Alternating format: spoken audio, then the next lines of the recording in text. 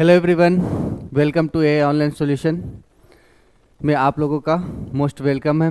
मैं जीशान फरीदी आ गया हूँ आज आपका क्लास लेकर, जिसमें आज हम लोग क्लास 10th का जो वीवीआई ऑब्जेक्टिव क्वेश्चन है वो करने वाले हैं। इसमें हम लोग जो आपका प्रोज सेक्शन है, जो आपका पोएट्री सेक्शन है, सबको कवर करेंगे और उसमें से जो भी ऑब्जेक्टिव क्वेश्चन है जो इम्पोर्टेंट है, जो आपके एग्ज़ाम में हमेशा आता है और जो प्रीवियस ईयर एग्ज़ाम में भी आ चुका है, तो वैसे क्वेश्चन को हम लोग ज़्यादा फोकस किए हैं ताकि आप लोग जो इसको आसानी से याद करें और एग्ज़ाम में भी आप लोगों को ये काफ़ी हेल्पफुल हो। कुछ लोग ये सोचते हैं कि इंग्लिश तो है 30 मार्क्स लाएंगे पास हो जाएंगे। हाँ, 30 मार्क्स में तो पास हो जाइएगा, लेकिन अगर अच्छा मार्क्स आ जाता है, रिजल्ट अच्छा हो जाता है, और कुछ एग्ज़ाम ऐसे होते हैं जहाँ पे मैट्रिक के बाद आपको इंग्लिश मार्क्स पे ही आपको आगे का फॉर्म भरने का परमिशन मिलता है। तो इसके लिए आप लोगों को इंग्लिश पे भी थोड़ा सा कहते हैं कि 60% मार्क्स इंग्लिश में लाना ज़रूरी है। मतलब कि 100 में 60 लाइए तो आपका रिजल्ट तो आपका ऐसे भी मतलब कि इंग्लिश से तो नहीं होगा, लेकिन जो आगे का जो एग्ज़ाम होगा वो आपका इंग्लिश पे डिपेंड करता। चलिए, तो एक बार फिर से आप लोगों का मोस्ट वेलकम है। चलते हैं हम लोग ये जो चैप्टर, ये जो आज का क्लास है उसको आगे बढ़ाते हैं। ठीक है, हम जब भी पढ़ाए हैं चैप्टर तो उससे में जो राइटर है उसके बारे में ज़रूर बात की है ना, या फिर कोई जो पोएम है उसके पोएट के बारे में बात की है। तो इसमें भी आपको आज ज़्यादातर क्वेश्चन वैसे ही मिलेगा जो जिसमें आपको राइटर से रिलेटेड ज़्यादा क्वेश्चन है। वो इसलिए ताकि आपको लोग को जो राइटर का नेम याद करने में प्रॉब्लम होता है वो प्रॉब्लम ख़त्म हो जाए। और राइटर से हमेशा क्वेश्चन रहता ही है, ऑब्जेक्टिव में भी रहेगा, है ना। सब्जेक्टिव जब आप एक्सप्लेन कीजिएगा तो उसमें भी राइटर का नाम लेना ही होगा आपको। तो चलिए, बिना टाइम वेस्ट किए हुए स्टार्ट करते हैं। फर्स्ट क्वेश्चन आपको यहाँ पे है,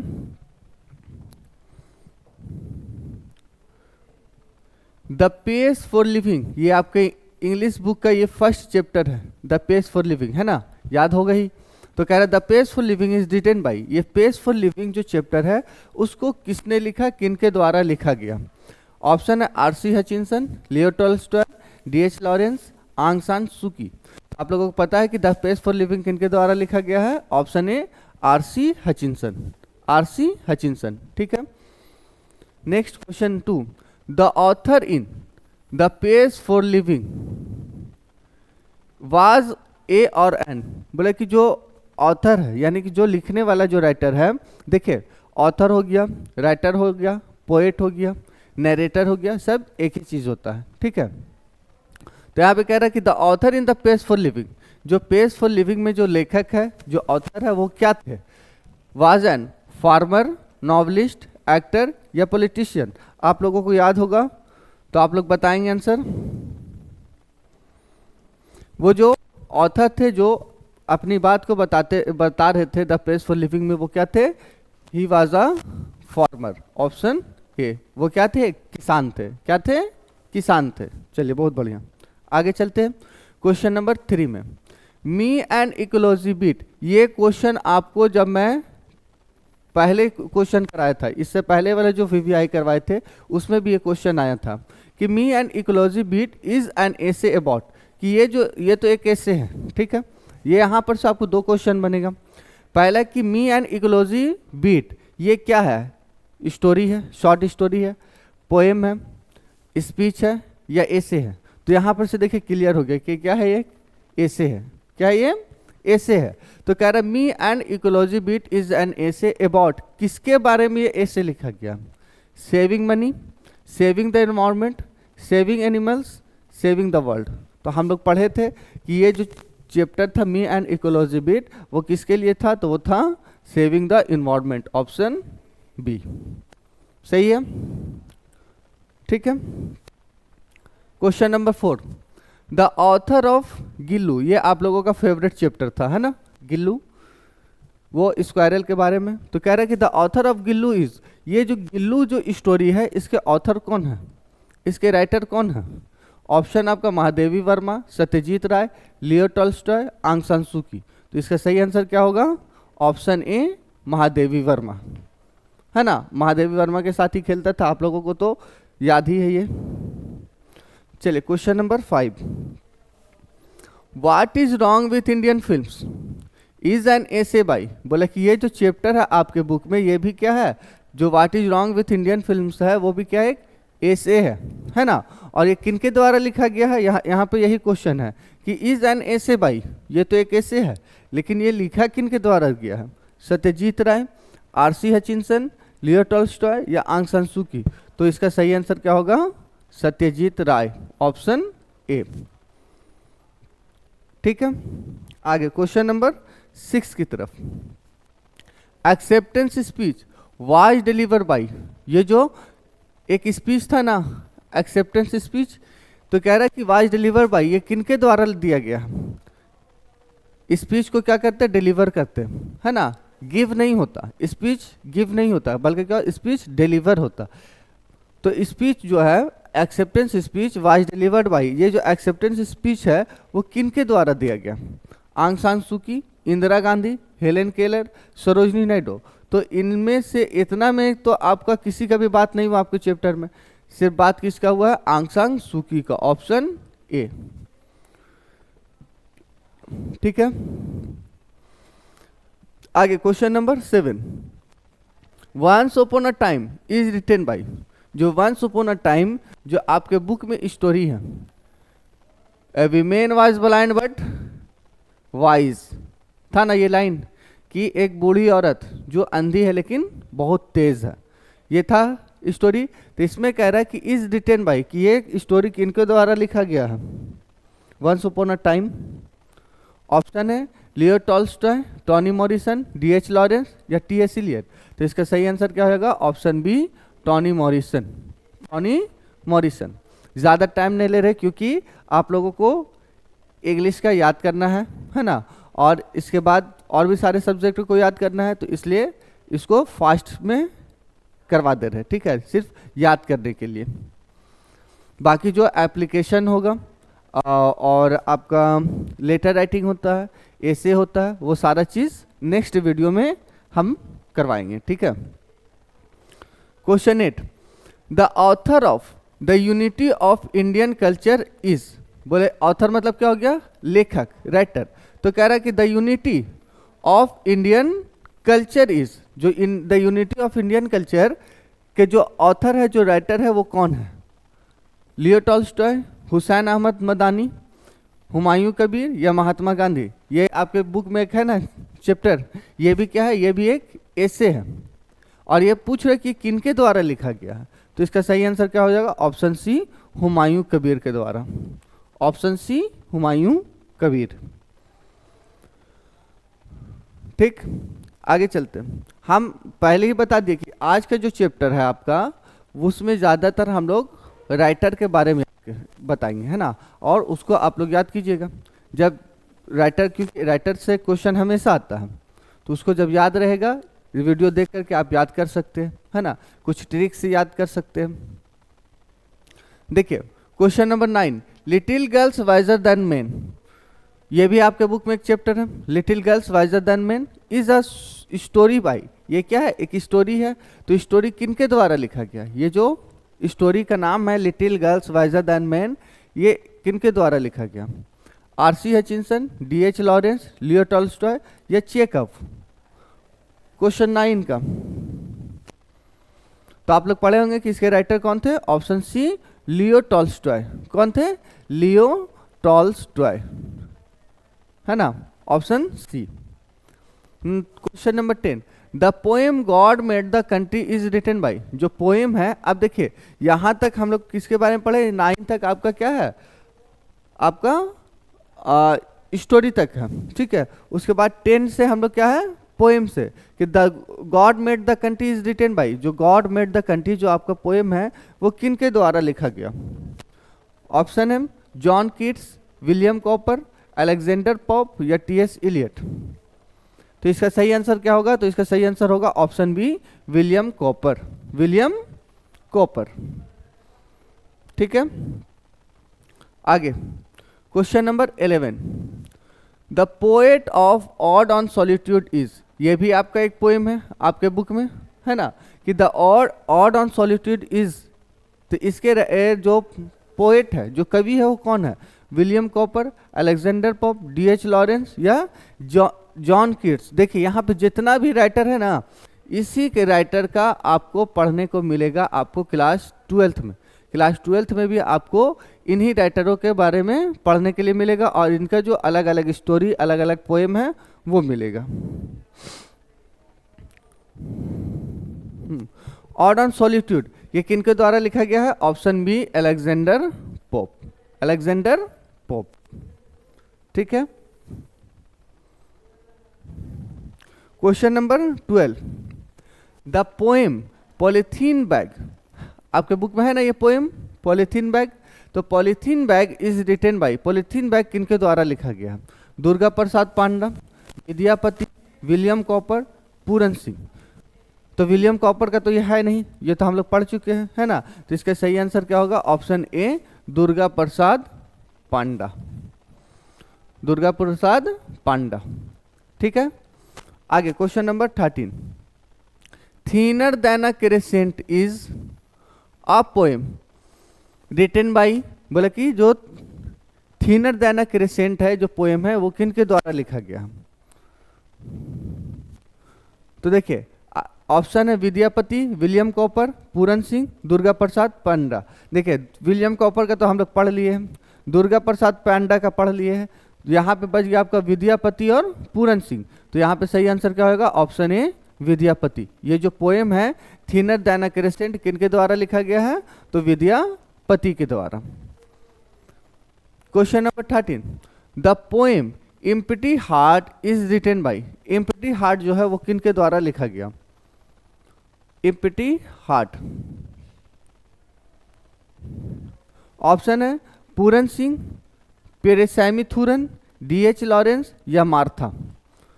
तो जो आपका जो है ये द एम्प्टी हार्ट, ये किनके द्वारा लिखा गया है? तो ये लिखा गया है पेरिसैमिथुरन, ऑप्शन बी, पेरिसैमिथुरन।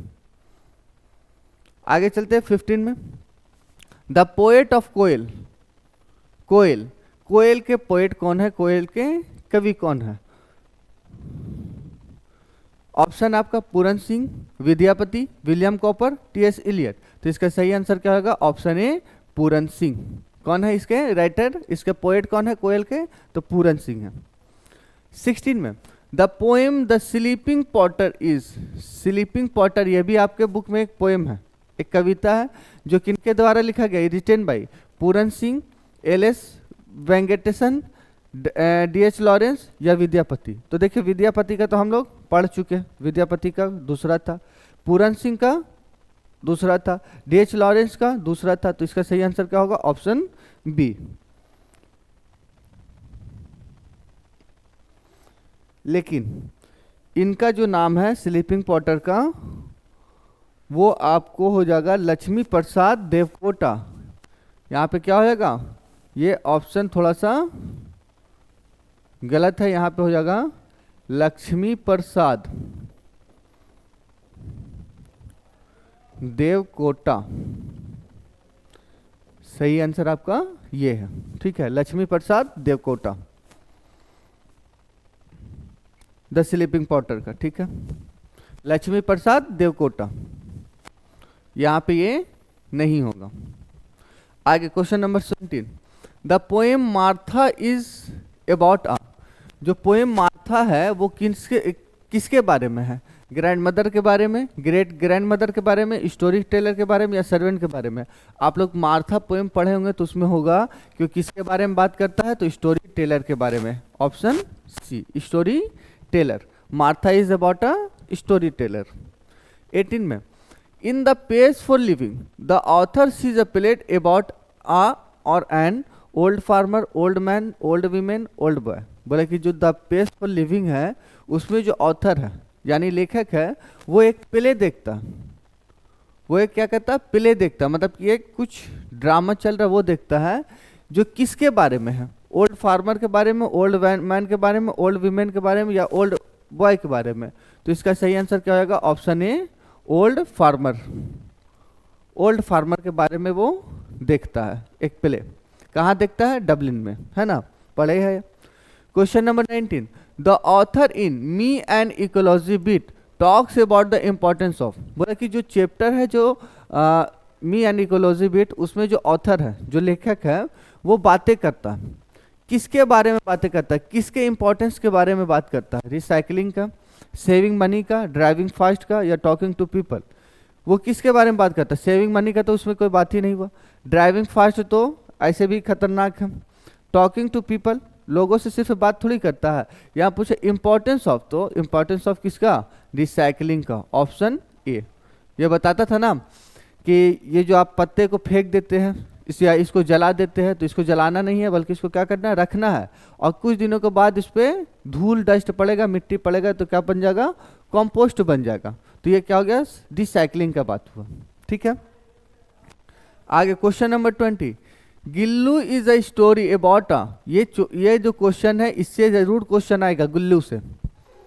तो क्या कह रहा है? Gillu is a story about a. Gillu जो स्टोरी है वो किसके बारे में है? स्क्वायरल के बारे में, डॉग के बारे में, कैट के बारे में, या बट के बारे में? तो सही आंसर क्या होगा? ऑप्शन ए, स्क्वायरल के बारे में। क्योंकि गिल्लू क्या था? एक गिलहरी था, एक स्क्वायरल था। ठीक, क्लियर है। आगे 21, according to Satyajit Ray most Indian films like. अभी हम लोग पढ़े कि what is wrong with Indian films, कि जो राइटर है वो कौन है? सत्यजीत राय। या फिर पूछेगा कि सत्यजीत राय आपके बुक में कौन सा स्टोरी या कौन सा ऐसे लिखे हैं? तो क्या लिखे है? What is wrong with Indian films. उसके बाद फिर यहाँ पे कह रहा है कि अकॉर्डिंग टू सत्यजीत राय के अनुसार मोस्ट इंडियन फिल्म्स लाइक, कि ज़्यादातर इंडियन फिल्म्स में किस चीज़ की कमी है? स्टोरी का, म्यूजिक का, ओरिजिनलिटी का, या एक्टिंग का? तो देखिए, स्टोरी तो आपको मिल ही जाएगा, एक से एक स्टोरी मिलेगा। म्यूजिक भी मिल ही जाएगा, गाना बजाना तो बहुत अच्छा। एक्टिंग भी आपको मिल जाएगा, लेकिन ओरिजिनलिटी नहीं मिल पाती है। ओरिजिनलिटी नहीं मिल पाती, तो ऑप्शन क्या हो जाएगा? Option C. 22 में the Nobel peace prize was accepted by Aung San सूकी। हाँ, जो नोबेल पीस प्राइज है जो दिया गया था, तो आंग सान सूकी एक्सेप्ट की थी। आंग सान सूकी नहीं ली थी, बल्कि उसकी जगह पे कौन पहुंचा था? तो उनका बेटा, यानी आंग सान सूकी का बेटा। ऑप्शन बी हो जाएगा। यहाँ पे बोला the Nobel peace prize was accepted by Aung San सूकीज, यानी कि आंग सान सूकीज के कौन? तो कौन लिया था? उसका बेटा, है ना, ऑप्शन बी। ठीक है, question number 23, the unity of Indian culture highlights the influence of various cultures on. क्या कह रहा है? कि जो the unity of Indian culture जो चैप्टर है आपके बुक में, उसमें हाईलाइट्स किया गया है, दिखाया गया है the influence of various culture, मतलब कि अलग अलग कल्चर्स को। तो वहाँ वो कहाँ के कल्चर है? यूरोपियन कल्चर था, इंडियन कल्चर, चाइनीज कल्चर, या अमेरिकन कल्चर? जब यहाँ पे इंडियन कल्चर का बात हो रहा, तो यहाँ पे आंसर क्या होगा? Option B, Indian culture. Indian culture में किसको दिखाया गया है? यहाँ पे जो आपका चैप्टर है the unity of Indian culture, तो उसमें किसके बात हुई है? तो इंडियन कल्चर का, भारतीय सभ्यता की बात हुई है। क्वेश्चन नंबर 24, इन little girls wiser than man, ये आपका चैप्टर है आपके बुक में, है ना, little girls wiser than man. ये जो स्टोरी है, the two girls were named, वो दोनों लड़की का नाम क्या है? ये इंपॉर्टेंट क्वेश्चन आपके एग्जाम में जरूर आएगा, कि जो चैप्टर है wiser than two girls, little girls wiser than man, ये इसमें जो दो लड़की थी उसका नाम क्या था? Malasha and Akulya, Radha and Sita, Ram and Shyam, Mary and Jane. अगर आप लोग सिर्फ स्टोरी भी पढ़े होंगे ना, थोड़ा सा किसी से सुन भी लिए होंगे, या जो हम पढ़ा भी दिए थे उससे भी अगर आप लोग सुनिएगा, तो आपको समझ में आएगा कि इसका सही आंसर क्या होगा? Option A, Malasha and Akulya, little girls wiser than a man. तो इसका सही आंसर क्या हो जाएगा? Malasha and Akulya. 25, God made the country and man made the town is a line from the poem. God made the country and man made the town. ये जो line है ये किस पोएम का है? तो ये तो आपके लिए बहुत इजी है, option B, God made the country से, है ना। मतलब कि यहाँ पे गॉड मेड द कंट्री का मतलब हो गया गांव, गांव को बसाया, गांव को बनाया ईश्वर अल्लाह ताला, और जो शहर है शहर को कौन बसाया कौन बनाया, तो हम इंसान। ठीक है, तो यहाँ पे यही बोल रहा कि God made the country and man made the town इस लाइन फ्रॉम, तो ये लाइन कहाँ से लिया गया, तो ये लाइन लिया गया है गॉड मेड द कंट्री से। 26 the poem odd on solitude praises the life of a, बोला कि ऑड ऑन सॉलिट्यूड जो है उसमें किसकी तारीफ की गई है, रिच मैन का, पुअर मैन का, सॉलिटरी मैन का, या हैप्पी मैन का। ऑड ऑन सॉलिट्यूड में आप लोग जो पोएम पढ़े हैं तो उसमें किसकी तारीफ की गई है, रिच मैन का, पुअर मैन का, सॉलिटरी मैन का, या हैप्पी मैन का। तो सही आंसर क्या होगा, हैप्पी मैन का, ऑप्शन डी, ऑप्शन डी। ठीक है, क्लियर, आगे चलते हैं। 27 the speaker in polythene bag talks about the bags, बोला कि जो स्पीकर है यानी कि जो पोएट है वो पॉलिथीन बैग्स का के बारे में बात करते हैं। क्या बात करते हैं, इन्वायरमेंटल इम्पैक्ट, यूजफुलनेस, ब्यूटी या स्मेल। मतलब कि जो पॉलिथीन बैग है उसके बारे में क्या बोलते हैं कि वो उसका इन्वायरमेंटल इम्पैक्ट पड़ता है, मतलब कि हमारे वातावरण में उसका असर पड़ता है। वो यूजफुलनेस है, यूजफुलनेस है वो पॉलिथीन बैग, नहीं यूजफुलनेस तो है नहीं, तो कट गया। ब्यूटी खूबसूरत है वो, नहीं। स्मेल, उसका स्मेल अच्छा है, नहीं। इसलिए सही आंसर क्या होगा, ऑप्शन ए इन्वायरमेंटल इम्पैक्ट, मतलब कि उसका हमारे वातावरण पे, हमारे पर्यावरण पे बहुत उसका असर पड़ता है। ना वो गल सकता है, ना सड़ सकता है, और अगर जलाएंगे तो एक स्मेल भी होगा और जो एयर है वो खराब हो जाएगा, है ना। इसलिए यहाँ पे इन्वायरमेंटल इम्पैक्ट। 28 में the poem thinner than a crescent is about a women suffering from, बोला कि जो पोएम है थीनर देन अ क्रेसेंट, उसमें वो जो औरत है वो बीमार है, किस चीज़ से बीमार है, पोवर्टी यानी गरीबी से, इलनेस बीमारी से, सेपरेशन फ्रॉम हर बिलव्ड यानी कि अपने प्रिय, अपने क्या उसको कहेंगे महबूबा से बिछड़ने के बाद उससे पीड़ित है, या ओल्ड एज। तो सही इसका आंसर क्या होगा, separation from her beloved, option C, है ना। मतलब अपने महबूबा से बिछड़ने के बाद वो क्या है, बीमार है। आगे question number 29 the empty heart talks about a man who is always looking for, बोला कि ये जो चैप्टर है आपका, आपके बुक में the empty heart talks about a man, इसमें एक मर्द के बारे में, एक इंसान के बारे में बात किया जाता है, who is always looking for, जो हमेशा किस चीज़ की तलाश में है। लुकिंग फॉर का मतलब क्या होता है, तलाश करना, खोजना, किस चीज़ की तलाश में है, more wealth, more power, more knowledge, true love. तो इसका सही आंसर क्या होगा, more wealth, option A, option A, मतलब कि धन, पैसा ज्यादा जमा करने के ई में है। ठीक है, आगे question number 30 the poem Koel is a metaphor for, जो आपका बुक में जो पोएम है कोयल, कोयल में जो मेटाफर मतलब कि वो किसकी बात कर रहा, जो कोयल है कोयल में किसकी बात हो रही है। तो यहाँ पे ऑप्शन है आपका happiness, sadness, the beauty of nature, the longing of a lover. तो इसका सही आंसर क्या होगा, the beauty of nature, option सी।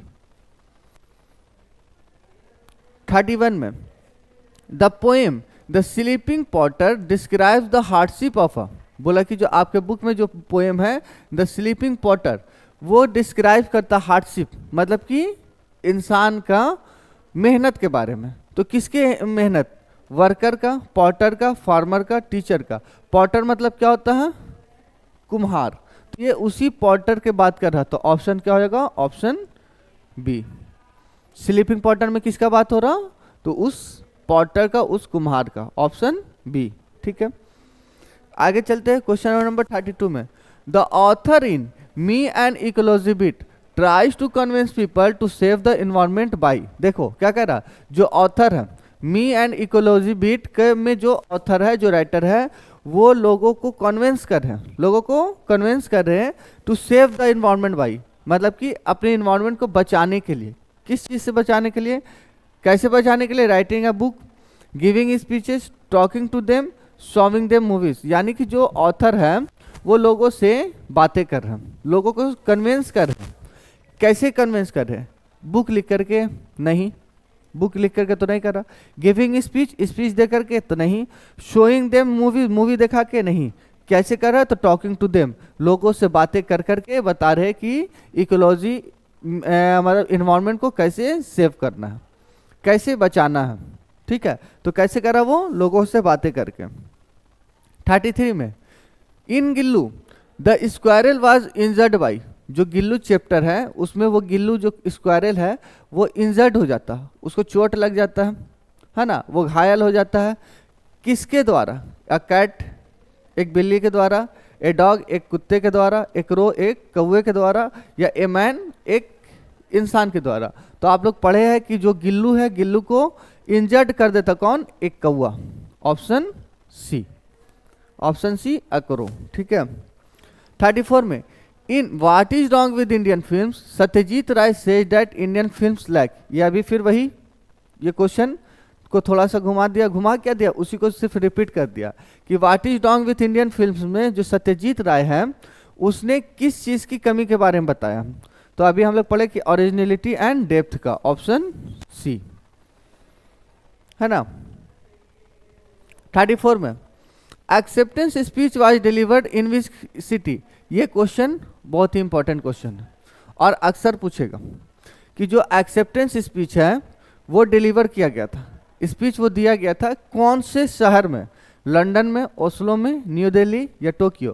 तो हम लोग पढ़े कि कहाँ दिया गया था? ऑप्शन बी, ओस्लो में। क्योंकि ये जो अवार्ड दिया जाता है नोबेल पीस प्राइज, वो कहाँ दिया जाता है? ओस्लो में दिया जाता है।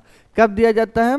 तो हर साल दिसंबर में, दिसंबर में दिया जाता है ना, 1 दिसंबर को या 12 दिसंबर को, थोड़ा सा कंफ्यूजन है, लेकिन दिसंबर में दिया जाता है। ठीक है, कहाँ दिया था? ओस्लो में। चलिए आगे चलते हैं। 36, the word reverberate in once upon time means. बोले कि ये जो वर्ड है रेवरबरेट, क्या है? रेवरबरेट। तो इसका वंस अपॉन टाइम में इसका क्या मतलब होता है? आप लोग पढ़े होंगे कि आप लोगों के चैप्टर में वंस अपॉन टाइम जो है उसमें ये वर्ड आया होगा। तो कह रहे हैं इसका मतलब क्या होता है? तो to echo, to sing, to shout, to whisper. Echo मतलब होता गूंजना, गूंजता था, गाता था, शॉट चिल्लाता था, विस्पर या फुसफुसाता था। तो आप लोग पढ़े हैं कि वंस अपॉन टाइम में रिवरबरेट वर्ड आया जिसका मतलब होता है टू इको। ऑप्शन ए, गूंजना। क्या होगा? Option A, echo. 37, the two girls in little girls wiser than man resolve their dispute by. बोले कि जो दो लड़कियां हैं जो little girls wiser than man में, वो रिसॉल्व देयर डिस्प्यूट बाई, वो अपने लड़ाई को, बहस जो हो रहा था उस चीज को खत्म कर दी। कैसे? फाइटिंग से, खुद झगड़ा करके, going to the police, police के पास जाके, देयर मदर्स एडवाइस, अपनी माँ को एडवाइस देकर, या देयर ऑन विजडम। तो इसका सही आंसर क्या हो जाएगा? Option D, their own wisdom. मतलब कि अपने दिमाग से, अपने दिमाग से वो क्या की, दोनों मिलके जो लड़ाई चल रहा था उस लड़ाई झगड़े को खत्म कर दी। 38, the pace for living is a critic of the modern world's obsession with. बोले कि ये जो चैप्टर है आपका द पेस फॉर लिविंग, ये क्या है? तो ये मॉडर्न वर्ल्ड है जो है उससे ये ऑब्सेस्ड होकर के ये कहानी लिखा गया है। किस चीज से ऑब्सेस्ड हो गया? स्लोनेस से, फास्ट पेस से, पॉवर्टी से या वेल्थ से। तो यहाँ पे जो बात हुआ है द पेस फॉर लिविंग में, वो किस लिए हुआ है? तो इंसान जो है वो इतना फास्ट हो गया है ना, जिससे वो जो फार्मर है, वो जो ऑथर है, वो ऑब्सेस्ड हो गया, मतलब कि उसका बेचैन हो गया वो। तो इस किससे रिलेटेड है? तो ये हो जाएगा फास्ट पेस, ऑप्शन बी से। ठीक है, किससे ऑब्सेस्ड हुआ था? तो फास्ट पेस से। 39, according to the poet of ode on solitude a truly happy man's wants are. बोले कि जो ऑड ऑन सॉलिट्यूड है तो उसमें जो हैप्पी मैन्स है वो असल में क्या चाहता है? फ्यू, थोड़ा सा चाहता है, मेनी, ज़्यादा चाहता, अनलिमिटेड, मतलब कि उसको क्या कहा जाए? बहुत ज़्यादा, जिसका कोई लिमिट ही नहीं हो, असीमित कह सकते हैं। नेवर सेटिस्फाइड, कभी सेटिस्फाइड नहीं हो सकता। लेकिन यहाँ पे जो बात कर रहा आपका ऑड ऑन सॉलिट्यूड, तो ऑड ऑन सॉलिट्यूड में वो जो मैन रहता है वो खुश हो जाता, खुश रहता। कैसे खुश रहता? क्योंकि वो थोड़े समय ही खुश हो जाता। तो यहाँ पे सही आंसर क्या होगा? Option a few, option a few. 40 में polythene bag leaves a bad smell when it is, बोला कि जो पॉलीथीन बैग जो आपका चैप्टर है वो क्या करता है? लीव्स अ बैड स्मेल, एक गंदा स्मेल छोड़ता है, गंदा स्मेल उससे निकलता है। व्हेन इट इज, जब इसे किया जाता है, क्या किया जाता है? बर्न्ड, जलाया जाता है। बरीड, दफन कर दिया जाता है, मतलब गाड़ दिया जाता है। या टॉर्न, फाड़ दिया जाता है। या थ्रोन, फेंक दिया जाता है।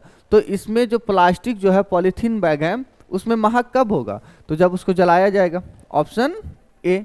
ये तो आप लोग भी थोड़ा सा ये वाला इस्तेमाल करके, ये है ना कि छोड़ दिए है कहीं, अभी नहीं छोड़ना है, अभी तो और ज़्यादा ज़रूरी, किसी और का मिल रहा है तो लगा लो, है ना। अगर काम नहीं कर रहा है, किसी और का मिल रहा है तो लगा ले। आप लोगों को 24 तक इसको अपने साथ रखना है, ना इसका आपा खोना है ना ही जुबान का, है ना। मतलब कि कम बोलना है, ज़्यादा सोचना है, दिमाग का इस्तेमाल ज़्यादा करना है। तो पॉलीथीन बैग यहाँ पे सही आंसर क्या होगा? बंट। 40 क्वेश्चन पहुँच गए, 10 क्वेश्चन और है। कह रहा है कि the poet of thinner than a crescent is describing the condition of, बोले कि जो चैप्टर है, जो पोएम है थिनर देन अ क्रिसेंट, उसमें पोएट किसके कंडीशन की बात करता? किसके कंडीशन का? राधा का, सीता का, ए मेल लवर का, या ए फीमेल लवर का? तो जैसे ही आप लोग ये लाइन देखेंगे समझ में आएगा किसका बात हो रहा, तो राधा का, ऑप्शन ए। ठीक है। 42 इन द एम्प्टी हार्ट, ये जो आपका चैप्टर है आपके बुक में, in the empty heart the man's heart remains empty because he. तो इंसान, जो चैप्टर आपका एम्प्टी हार्ट, उसमें मैन्स हार्ट यानी कि इंसान का जो हार्ट है, जो दिल है, रिमेन्स एम्प्टी, वो अभी भी खाली है, खाली ही रहता है। बिकॉज ही, क्यों? He is poor, he is greedy, he has no friends, he has no family. तो जब एम्प्टी हार्ट का बात कर रहा, और यहाँ पे कह रहा है कि मैन्स हार्ट रिमेन्स एम्प्टी, हमेशा वो खाली ही रहता है। क्यों? क्योंकि ही इज ग्रीडी, वो क्या है? लालची है। वो क्या है? लालची है। इसलिए इंसान को जितना भी दे दो, जितना भी दे दो, लेकिन उसको लगेगा नहीं थोड़ा और होना चाहिए, थोड़ा और होना चाहिए। यही क्या है? लालच। लालच तो आप लोग भी करते हैं।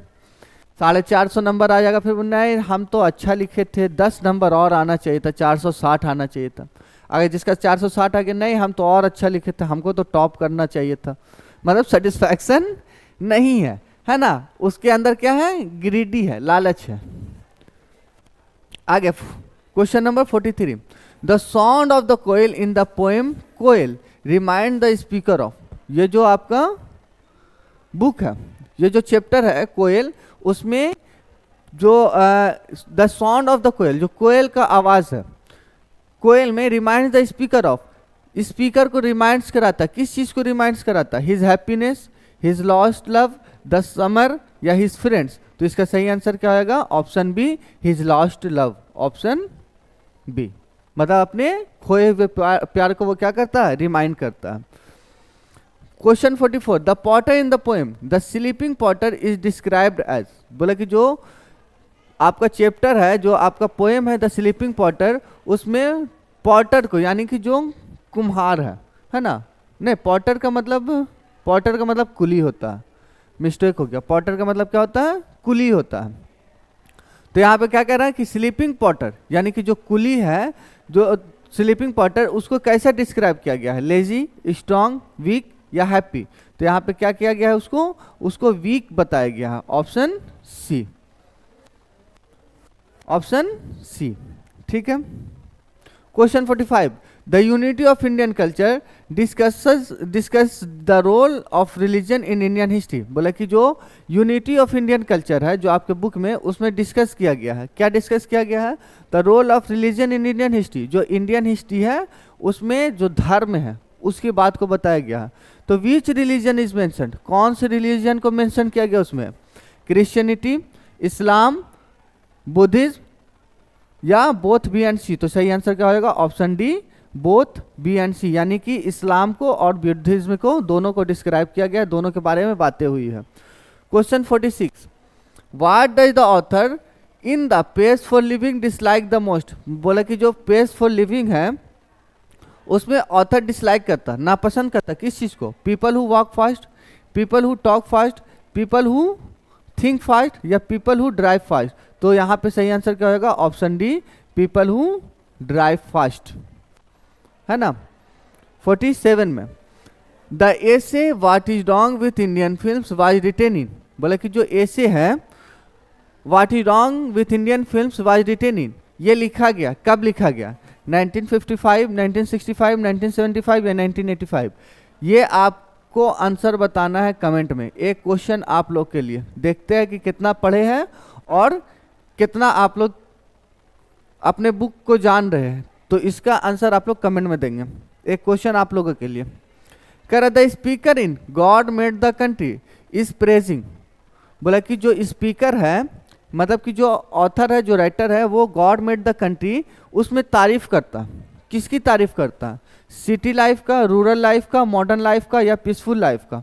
तो सिटी लाइफ का तो तारीफ नहीं किया, मॉडर्न लाइफ का भी तारीफ नहीं किया, पीसफुल लाइफ का जो बात हो रहा वो आपका असल में रूरल लाइफ हो जाएगा, option B, option B rural life. ठीक है, मतलब कि गांव के जीवन जो है, गांव का जीवन जो है उसका तारीफ किया है वो। 49 में in Gillu the squirrel was taken care by the author in her, बोला कि जो गिल्लू जो स्टोरी है उसमें जो गिल्लू है उस गिलहरी का ख्याल रखा गया है, किसके द्वारा? तो ऑथर के द्वारा। कहाँ? इन हर होम, गार्डन, कार या ऑफिस? तो कहाँ इसका आंसर हो जाएगा? ऑप्शन ए, होम, यानी कि जो गिल्लू है उसका कहाँ ख्याल रखा गया है? तो वो होम में, घर में। 50 the poem, wait,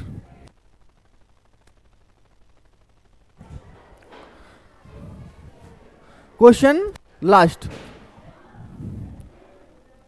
the poem Martha is about a lady who is an, बोला कि जो चैप्टर है जो आपका मार्था वो क्या है? About a lady who is N, वो क्या है? एक पोएट है, टीचर है, डांसर है या स्टोरी टेलर है? तो हम लोग पढ़े कि वो क्या है? आपका डी, स्टोरी टेलर है। ये हो गया आपका क्वेश्चन लास्ट, यानी कि 50 क्वेश्चन आज हम लोगों ने कंप्लीट कर लिया। ठीक है, तो यहाँ तक आज आपका 50 क्वेश्चन हम लोग कंप्लीट कर लिए। आपका ये आज का क्लास यहाँ पे होता है कंप्लीट। तो आज का क्लास आप लोगों को कैसा लगा ये ज़रूर बताएंगे कमेंट में, है ना।